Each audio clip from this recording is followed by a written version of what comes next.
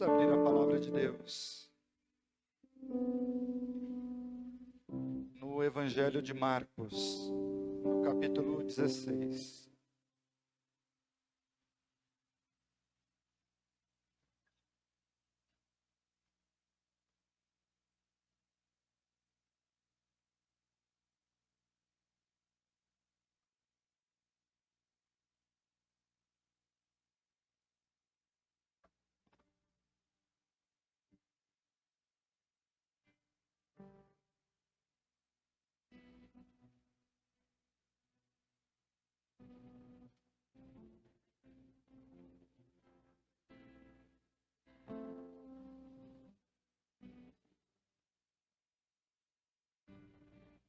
Vamos ler a palavra de Deus. Amém?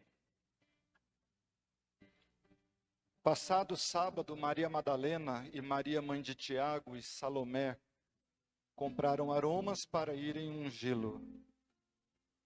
E no primeiro dia da semana foram ao sepulcro de manhã cedo, ao nascer do sol, e diziam umas às outras: quem nos revolverá a pedra da porta do sepulcro?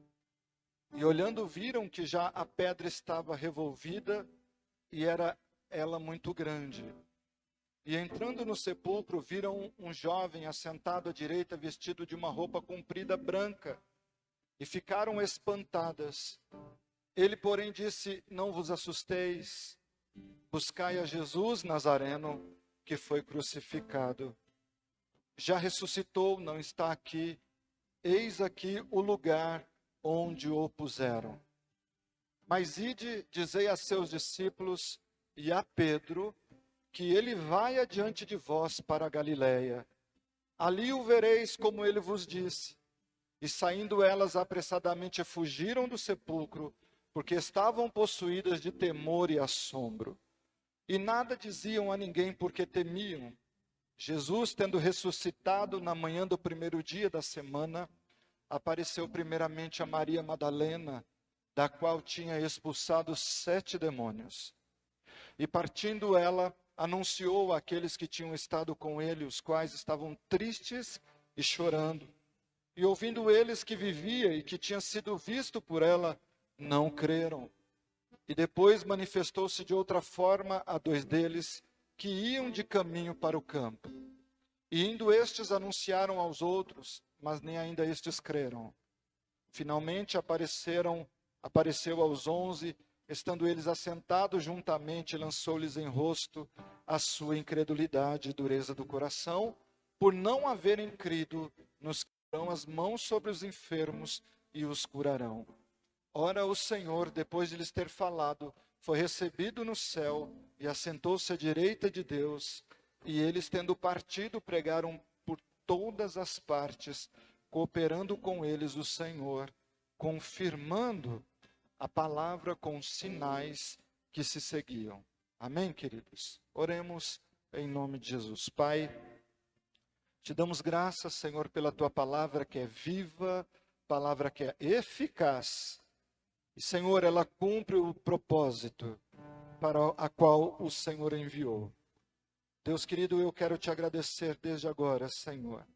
Te agradecer pela oportunidade, pelo privilégio de poder estar na tua casa de oração, em obediência ao ide do Senhor Jesus, à tua vontade, à tua palavra. Estamos aqui reunidos como igreja, congregados no mesmo Espírito, Senhor, de louvor, adoração e gratidão a ti, Senhor.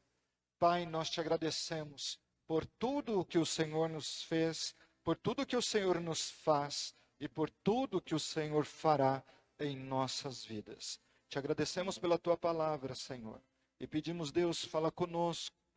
Nós te pedimos em nome de Jesus. Amém. Amém, queridos? Esse texto, irmãos, é o texto que fala da ressurreição do nosso Senhor e Salvador Jesus Cristo.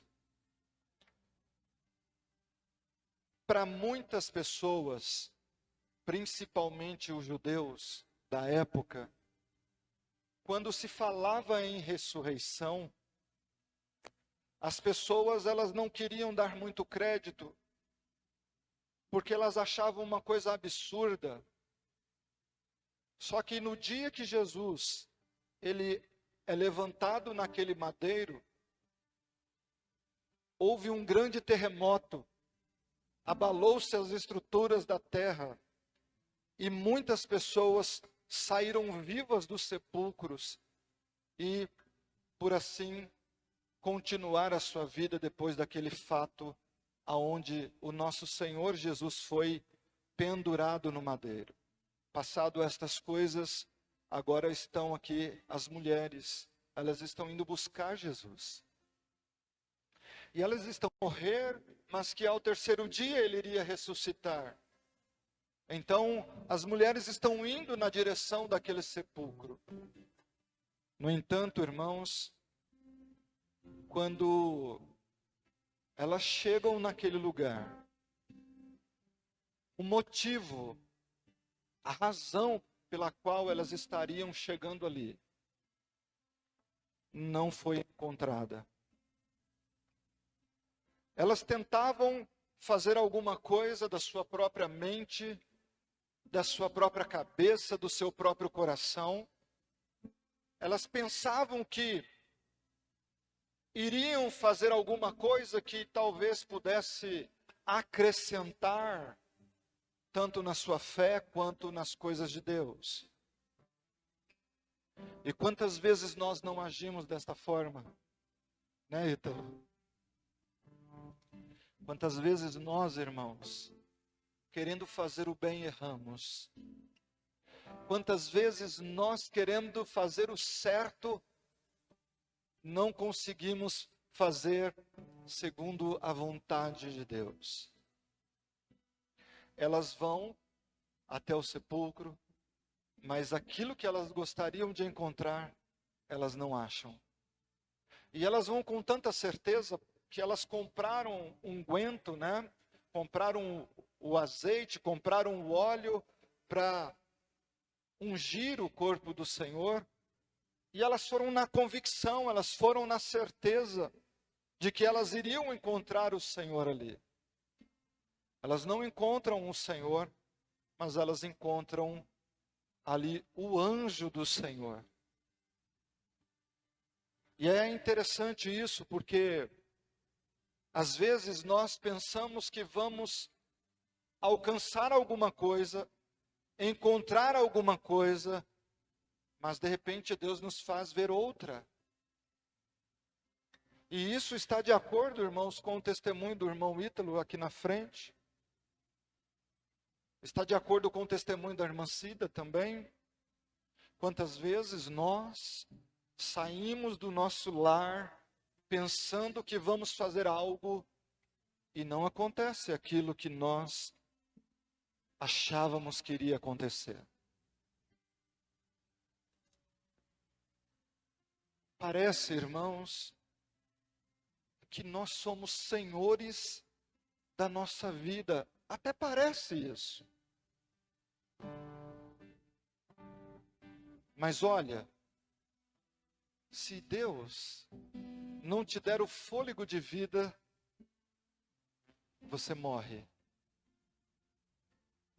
Se Deus não te acordar de manhã, já era.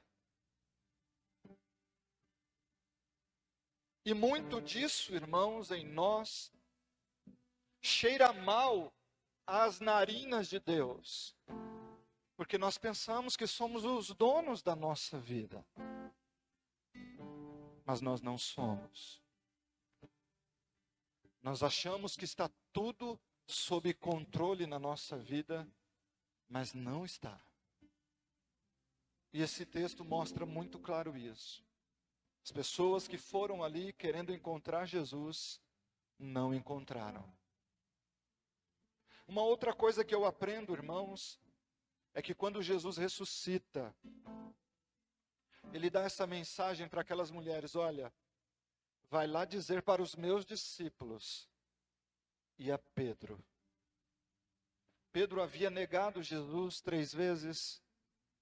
Pedro havia colocado no seu coração voltar para trás e voltar a fazer as atividades do dia a dia. Pedro, ele tinha desistido do caminho da fé, então ele negou. Mas quando ele nega, então ele lembra da palavra de Cristo, ele lembra da palavra de Jesus, e ele já tinha feito o que o Senhor já tinha dito para ele que ele iria fazer, que era negá-lo. Mas Pedro, ele chega diante do Senhor, e talvez, irmãos, na sua lembrança daquilo que ele havia dito como palavra de orientação,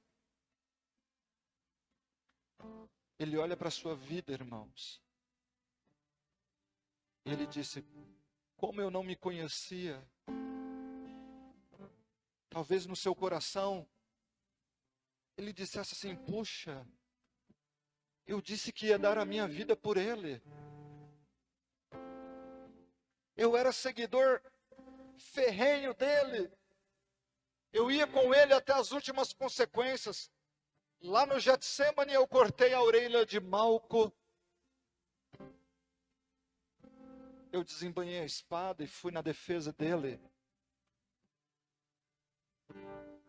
Eu pensava que eu conhecia o meu coração. Mas Jesus vai mostrar para Pedro que ele não conhecia ele mesmo tanto assim. Jesus vai virar para Pedro: Pedro, não cantará o galo e tu me negarás 3 vezes. E isso, irmãos, mostra para nós quantas vezes nós dizemos amar Jesus, quantas vezes nós dizemos andar com Deus, quantas vezes nós dizemos andar com o Senhor, mas nós, irmãos, estamos nos nossos afazeres, nós estamos na nossa correria do dia a dia, não queremos saber de igreja, não queremos saber de orar, não queremos saber de buscar nada das coisas de Deus. Eu estou cansado. Quantas pessoas estão vivendo isso? Só que quando Jesus ressuscita, a primeira pessoa que ele lembra, além dos discípulos, era Pedro. Por quê? Jesus vai dizer assim, ó: dize aos meus discípulos e a Pedro. Ele vai ter esse tete a tete com Pedro. Jesus vai confrontar Pedro. E Jesus vai chegar diante de Pedro e vai dizer para Pedro: Pedro, você me ama mesmo? Para nós, irmãos, é a coisa mais dolorosa, é a coisa mais horrível na nossa vida, nós descobrirmos que nós não amamos tanto Jesus assim.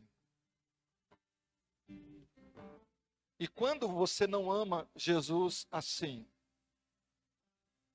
quando você não faz o que Ele manda, quando não faz o que Deus pede para fazer, quando você peca, você mata Ele de novo, você crucifica Ele novamente. Quando você não ama os teus irmãos, quando você deixa de amar as pessoas por causa de coisas, quando as coisas são mais importantes do que as vidas, do que as pessoas.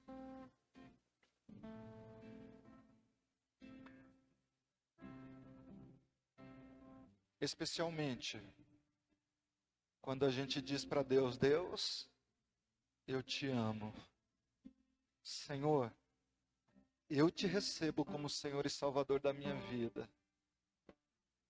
Mas na hora seguinte, na viração do dia, você se pega dizendo com as tuas atitudes que você não ama a Deus tanto assim.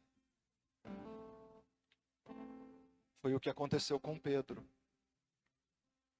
Mas a boa nova, irmãos, nesse texto, para a minha vida e para a tua vida, é que Deus dá a segunda chance para Pedro. E o próprio Senhor Jesus vem na direção de Pedro. E ele fala: Pedro, você me ama? Te amo, Senhor. Apacenta as minhas ovelhas. Pedro, você me ama? Amo, Senhor. Apacenta as minhas ovelhas. Qual é a relação do amor de Pedro agora com o apacentar das ovelhas, irmãos? Poderia ser tanta coisa. Pedro, se você me ama, volte a pescar. Não foi isso. Pedro, se você me ama, faça tal coisa. Não foi isso. Pedro, se você me ama, apacenta as minhas ovelhas. Porque Pedro, agora, irmãos, ele descobriu que ele não podia confiar no seu próprio coração. Pedro não podia confiar mais naquilo que estava diante dos seus olhos. E isso nos remonta a uma dependência plena de Deus, a uma dependência total de Deus. Eu preciso depender de Deus. Eu preciso depender de Deus. Eu preciso confiar em Deus e somente nele. Não posso andar segundo aquilo que está diante dos meus olhos, diante do meu pensamento, nem diante do meu coração. Davi foi saber disso da pior forma possível. Enganoso é o coração do homem, irmãos. É muito enganoso. E isso ocorreu na vida de Pedro. O que eu também percebo neste texto, irmãos, é que a despeito daquilo que ouvimos, né? A mulher, ela não pode ter voz. A mulher não pode falar na igreja. Ainda hoje nós temos algumas pessoas pensando desta forma. Ah não, a mulher não pode falar na igreja. Paulo falou sobre isso. Mas aqui é Jesus, irmãos. Está dando uma missão para as mulheres. Elas são a primeira a falar sobre a ressurreição de Jesus. A mulher tem a missão de falar de Cristo, do amor de Deus. Olha, Jesus ressuscitou. Nós vimos ele ressurreto. É a mulher que tem esta incumbência e não o homem. Eu entendo que aqui, irmãos, Deus está tratando e devolvendo o lugar que a serpente roubou lá atrás. Está devolvendo o lugar para a mulher. Olha, você vai anunciar a minha ressurreição para os meus discípulos. Não foi para homem aqui. Foi para a mulher. Então Deus está devolvendo para essa mulher um lugar de honra. Mas, irmãos, é completamente diferente do empoderamento que estão vendendo aí fora. O empoderamento da mulher, toda poderosa. Todas as vezes que nós saímos dos princípios da palavra de Deus, nós sofremos, a mulher também vai sofrer. Porque Deus criou, irmãos, algumas leis que nós precisamos obedecer. Todas as vezes que nós fugimos destas leis, você sofre, nós sofremos.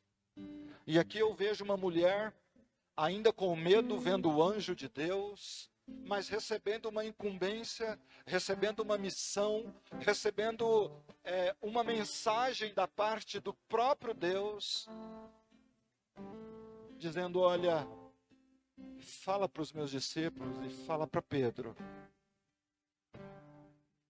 que eu vou encontrar com eles na Galileia. Vai lá para Galileia. As mulheres então saíram, naturalmente com medo, porque elas talvez não estivessem entendendo o que estava acontecendo, mas possuídas de temor e assombro, ninguém falava nada, e ela foi então e anunciou aos discípulos a boa nova. Então, quando eu vejo as pessoas discutindo se a mulher deve falar ou não, pregar ou não, se deve ter pastora ou não. Eu olho para a palavra de Deus, irmãos. E aqui Jesus está dizendo que era para as mulheres falarem da sua ressurreição. O problema de Paulo lá em Corinto era porque muitas prostitutas haviam se convertido, as mulheres da vida, elas estavam dentro da igreja e havia um grande alvoroço dentro da igreja ali na cidade de Corinto. Então Paulo é obrigado a orientar para que elas ficassem caladas, mas não tiraria o direito delas de levar uma mensagem, uma palavra de salvação e de vida para as pessoas. Para terminar, queridos, para nós irmos para a oração, finalmente aparece aos 11 Jesus, estando eles assentados juntamente. Jesus vai lançar em rosto a incredulidade deles, a dureza do coração deles, por não haverem crido nos que o tinham visto já ressuscitado. Olha isso. Eu vi o Senhor, Jesus falou comigo, mas você não crê. Ele não falou comigo, não sei se é verdade. Sim ou não? Jesus vai falar: ei, por que vocês não acreditaram naquilo que foi dito para vocês? Então Jesus vai rebater aqui a incredulidade. Irmãos, a tônica da mensagem que Jesus vai transmitir para os filhos de Israel, até o ponto deles o rejeitarem e o matarem, a tônica da mensagem era: creiam, creiam e creiam. Mas eles fizeram o quê? Não creram, não creram, não creram até as últimas consequências, que foi matar Jesus. Então, muito da nossa vida, irmãos, com Deus, da nossa comunhão com Deus, da nossa intimidade com Deus, tem a ver com aquilo que nós acreditamos. Tem a ver com a maneira com que você acredita nesse Deus que você diz crer. Quanto mais próximo dele, mais fé, mais você crê, mais ele se dá a conhecer a você, mais ele se revela a você. Mas o que não pode haver na nossa vida, nem no nosso coração, é que seja encontrado em nós um coração incrédulo, que não crê. Teve um lá que chegou à habilidade das pessoas.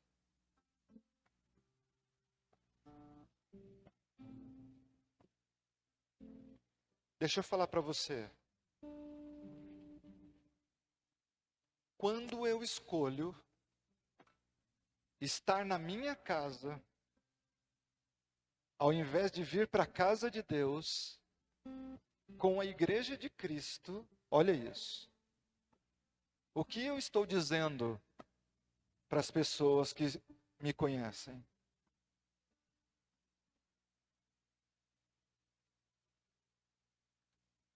Quando você troca as coisas de Deus pelas coisas desta vida, pelas coisas deste mundo, o que você está dizendo para o teu filho?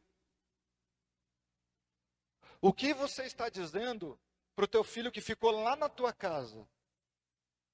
O que você está dizendo para o teu filho ou para a sua parentela?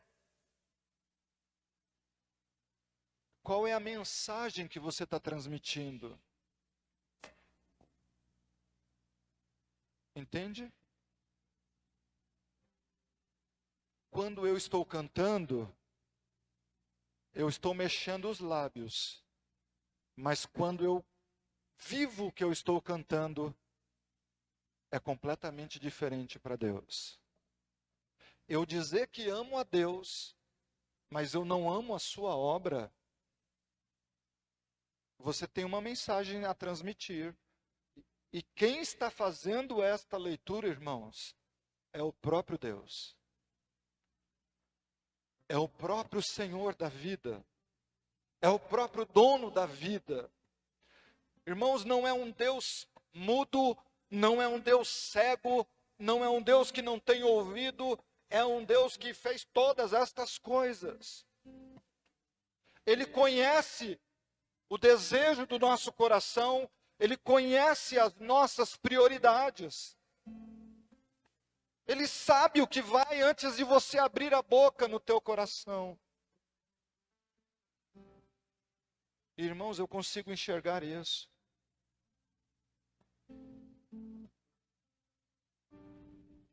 Como homem, eu consigo fazer esta leitura.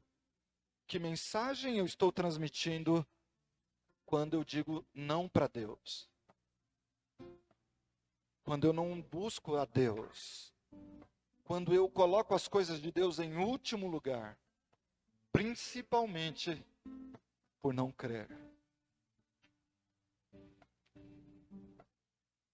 Se você cresce que você iria sair da sua casa e ia chegar aqui, e hoje Deus iria te dar uma resposta, que era a resposta que você mais precisava na sua vida, você estaria aqui na igreja, sim ou não?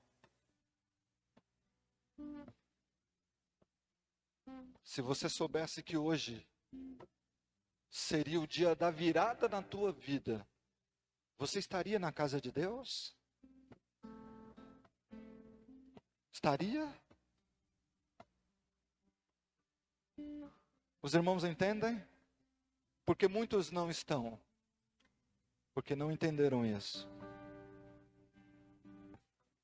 Não entenderam que a casa de Deus é prioridade na sua vida. Pastor, mas eu me entristeci tanto, sofri tanto na igreja. Espera aí. Mais do que Jesus? Derramou sangue? Não, né? Morreu na cruz? Também não. Então é balela. Você precisa olhar para Jesus. Olhar para Cristo. Por que que eu vou cantar? Porque eu vou adorar o meu Deus. Por que que eu vou louvar? Porque eu vou adorar o meu Deus. Ah, mas fulano não deixou. Tudo bem, eu vou adorar a Deus do mesmo jeito. Ah, fulano não deixou pregar. Beleza, eu estou indo lá porque eu vou adorar o meu Deus. O meu olhar, irmãos, é sempre para Jesus. É sempre para Cristo. Nunca para as pessoas. Se eu fosse olhar para as pessoas, eu não estaria dentro da igreja. Tem até um livro escrito, Eu Sou Cristão, apesar da igreja. Tem muitas coisas que acontecem na trajetória, quando você vai adorar a Deus, que o inimigo fica colocando para despertar você para virar as costas para Deus. A primeira coisa que ele vai mexer é na tua fé. Você não vai acreditar mais.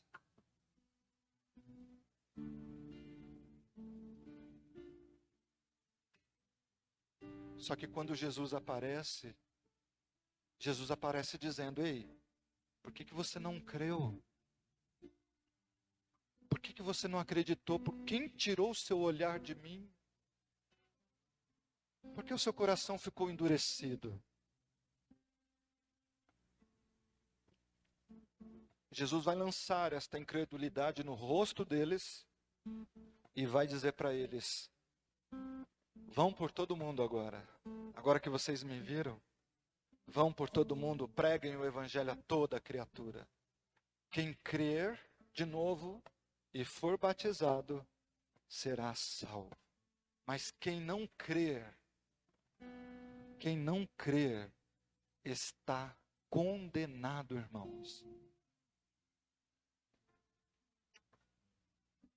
As pessoas que creem são diferentes das pessoas que não creem.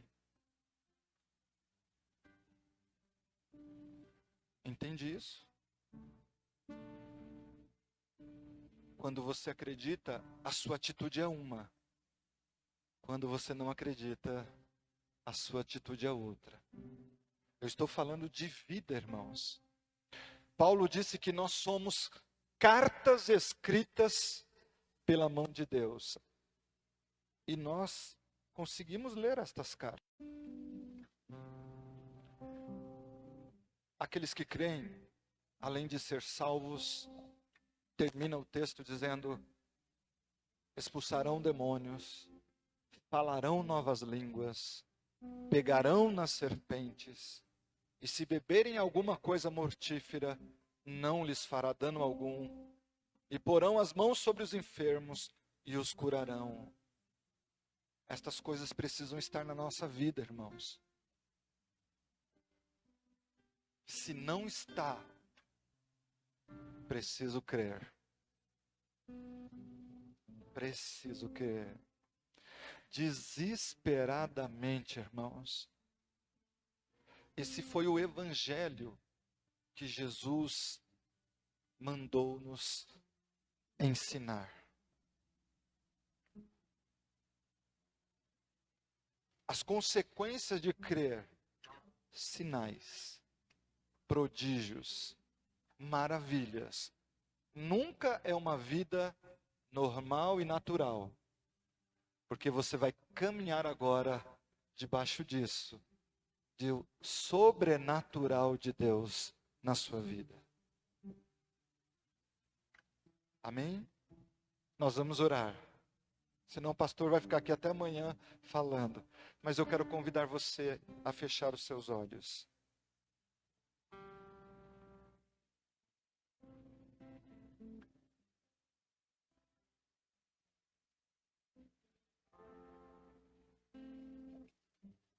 Eu não sei aqui quantos viram Jesus.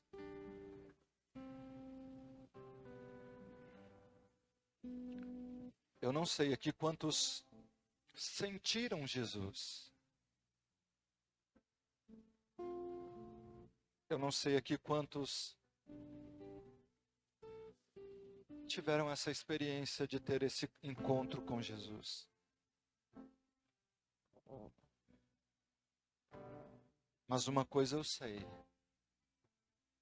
que quando você tem um encontro com Jesus, tudo na tua vida é mudado. Tudo na tua vida é transformado. Todas as áreas da tua vida.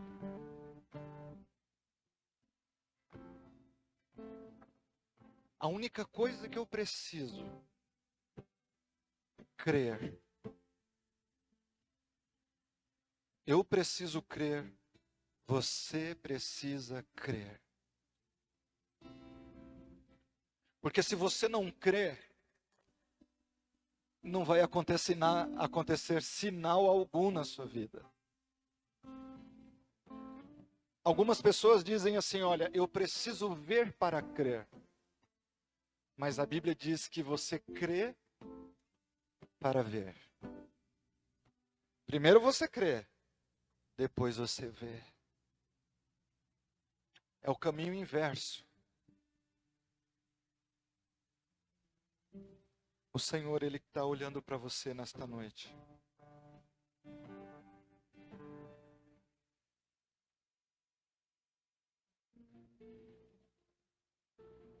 Você crê que o Senhor pode mudar a tua vida agora? Você crê que o Senhor pode transformar a tua vida agora, exatamente agora? Que aquilo que você precisa e veio buscar, o Senhor pode colocar na tua mão agora. Não é amanhã, não é depois, não é daqui 100 anos. Quando você tiver aos 99 anos. Não. Quando você crer.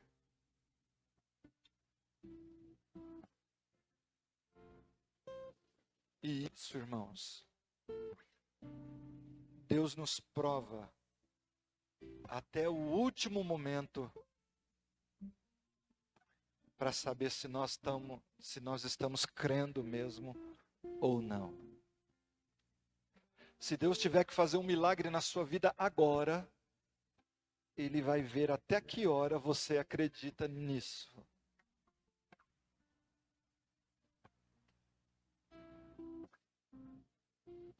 Ele vai te provar. Ele vai provar a tua fé. Deixa eu te lembrar alguns versículos. Tudo quanto pedirdes em meu nome crendo, recebereis.